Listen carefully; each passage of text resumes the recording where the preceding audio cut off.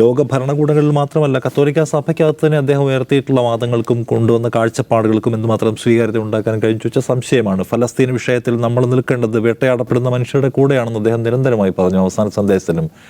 അതുകൊണ്ട് അദ്ദേഹത്തെ പിൻപറ്റുന്ന കേരളത്തിലെ സഭാ നേതാക്കളും അതിൻ്റെ വിശ്വാസി സമൂഹവും ആകെ ഫലസ്തീൻ വിഷയത്തിൽ എന്തുമാത്രം അവരുടെ മനസ്സ് മാറിയിട്ടുണ്ട്, അല്ലെങ്കിൽ പോപ്പ് പറഞ്ഞതിനൊപ്പം ചിന്തിക്കുന്നുണ്ടോ, അല്ലെങ്കിൽ പോപ്പ് പറഞ്ഞിട്ടുള്ള സ്ത്രീകളെ നമ്മൾ ചേർത്ത് നിർത്തേണ്ടതുണ്ട്, അവർ ദൈവത്തിൻ്റെ സൃഷ്ടികളും തുല്യത അർഹിക്കുന്നവരുമാണ് എന്ന് പോപ്പ് പറഞ്ഞിട്ടുണ്ട്.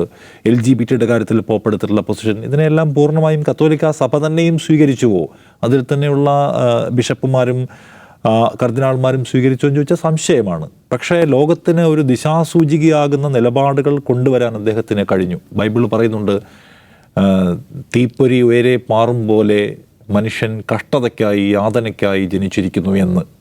ബൈബിളിൽ മനുഷ്യർ യാതനയ്ക്കായി ജനിച്ചിരിക്കുന്നു എന്ന് പറയുമ്പോൾ ആ യാതന മനുഷ്യൻ്റെ കൂടപ്പിറപ്പാണ്.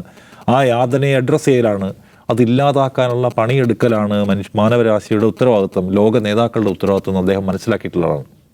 അദ്ദേഹത്തിന് കത്തോലിക്ക സഭയുടെ ആത്മീയ നേതാവാണ്. വേണമെങ്കിൽ അദ്ദേഹത്തിന് വല്ലപ്പോഴും മാത്രം മട്ടുപ്പാവിലെ കിളിവാതിലൂടെ വന്ന് കൈ ഉയർത്തി കാണിച്ച് മടങ്ങിയാൽ മതി, അല്ലെങ്കിൽ ഈസ്റ്ററിനും ക്രിസ്മസിനും സന്ദേശം കൊടുക്കാം, ഭരണകൂടങ്ങളെ ഡിസ്റ്റേബ് ചെയ്യാതിരിക്കാം, മനുഷ്യരുടെ പ്രശ്നങ്ങൾ വേണമെങ്കിൽ പരിധി കവിഞ്ഞൊന്നും പറയാതെയും ഇരിക്കാം. പക്ഷേ താൻ ജീവിക്കുന്ന കാലത്തിൻ്റെ ചുവരെഴുത്ത് വായിക്കണം, മനുഷ്യരുടെ യാതന മനസ്സിലാക്കണം, അത് പരിഹരിക്കാൻ ഇടപെടണമെന്ന് അദ്ദേഹത്തിന് തോന്നി.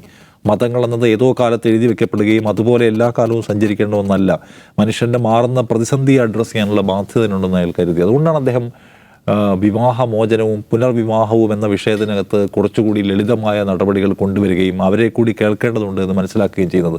ഭിന്ന ലൈംഗികതയുമായി ബന്ധപ്പെട്ട് കത്തോലിക്ക സഭയ്ക്ക് മുൻപില്ലാതിരുന്ന നിലപാടുകൾ കൊണ്ടുവന്നു. എന്നിട്ട് ദൈവത്തിൻ്റെ സൃഷ്ടികളാണ് എല്ലാവരും, അവരെ വിധിക്കാൻ കേവലമർത്യനായ ഞാൻ ആരാണ് എന്ന് അദ്ദേഹം ചോദിക്കുന്നത്.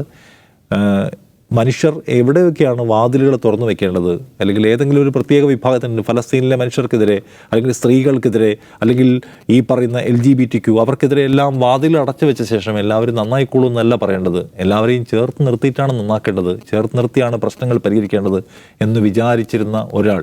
അങ്ങനെയുള്ള ലീഡേഴ്സ് കുറവാണ്. ലോകത്തെ പൊളിറ്റിക്കൽ ലീഡേഴ്സ് പോലും അങ്ങനെ സംസാരിക്കുന്നില്ല. അതേസമയം മാർപ്പാപ്പ സകല വിഷയത്തിലും സാധ്യമായ തരത്തിൽ മാനവികത സന്ദേശം കൊണ്ടുവരാൻ ശ്രമിച്ചു.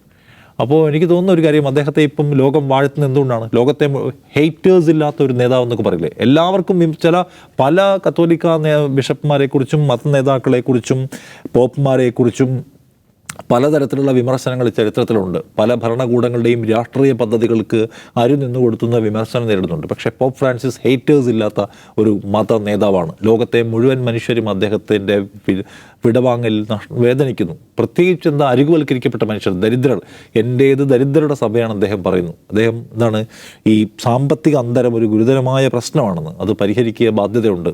ഈ ഫിനാൻഷ്യൽ മനുഷ്യർക്കിടയിൽ ഒരു കൂട്ടം ആളുകൾ നിരന്തരം ദരിദ്രരാക്കപ്പെടുകയും ഒരു കൂട്ടം ആളുകൾ നിരന്തരം കോടീശ്വരന്മാരാവുകയും ചെയ്യുന്നു. പിശാചിൻ്റെ വിസർജ്യം എന്നാണ് ആ സാഹചര്യത്തെ അദ്ദേഹം വിശേഷിപ്പിക്കുന്നത്.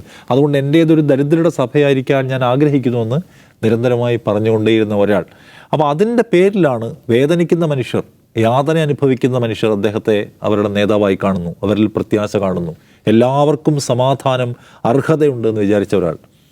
അപ്പോൾ അതിനൊരു കാര്യം, ഒരു തുടർച്ച ഉണ്ടാവാനുള്ള സാധ്യത കാണുന്നത് ഇനി തിരഞ്ഞെടുക്കപ്പെടാൻ പോകുന്ന പോപ്പിനും പോപ്പ് ഫ്രാൻസിസ് ഉണ്ടാക്കി വെച്ചിട്ടുള്ള ഒരു കാഴ്ചപ്പാടിനെ അതിലംഘിച്ചു പോകാൻ കഴിയുമോ സംശയമാണ്. കാരണം പോപ്പ് ഫ്രാൻസിസ് കൊണ്ടുവരുന്ന കാഴ്ചപ്പാടുകൾക്ക് ലോകത്ത് ലഭിക്കുന്ന സ്വീകാര്യത, വിശ്വാസികൾ കിട്ടുന്ന സ്വീകാര്യത, എല്ലാ വിഭാഗം മനുഷ്യർക്കും ഇടയിൽ കിട്ടുന്ന, കത്തോലിക്ക സഭയ്ക്ക് പുറത്ത് കിട്ടുന്ന അക്സെപ്റ്റൻസ്, അത് സ്വാഭാവികമായും കത്തോലിക്ക സഭയിൽ ഇനി വരാൻ പോകുന്ന പോപ്പിനെയും സ്വാധീനിക്കുമായിരിക്കും. അങ്ങനെയെങ്കിൽ കുറച്ചുകൂടി തുറന്ന കാഴ്ചപ്പാടുകൾ, എല്ലാവരെയും ഉൾക്കൊള്ളുന്ന കാഴ്ചപ്പാടുകൾ പങ്കുവയ്ക്കാൻ കഴിയുന്ന നേതാക്കളുണ്ടാവട്ടെ.